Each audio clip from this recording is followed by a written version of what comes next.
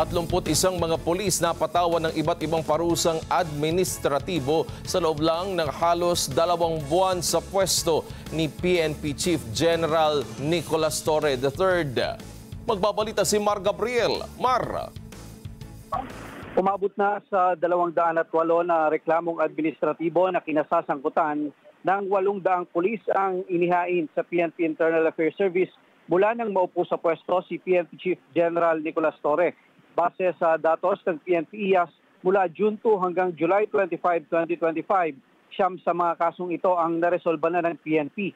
Sa nasabing mga kaso, 31 na mga pulis ang napatawan ng iba't ibang parusa kung saan 19 ang na-dismiss o tuluyang inalis sa serbisyo. Kabilang dito ang isang pulis lieutenant colonel, 3 police major habang 15 ang mga non-commissioned officer. Kasamang tinanggal ang 4 na pulis sa Cotabato City na nasangkot sa pangingikil ng 300,000 piso sa isang engineer. Base sa reklamo, hinaras at inimpound ng mga pulis ang biktima dahil umano sa kahina-hinalang plaka ng kanyang sasakyan. Kapalit ng pagsauli sa kanyang sasakyan, hiningan daw siya ng mga pulis ng 300,000 piso dahilan para maghain siya ng reklamo na nagresulta naman sa pagkakaaresto ng mga pulis.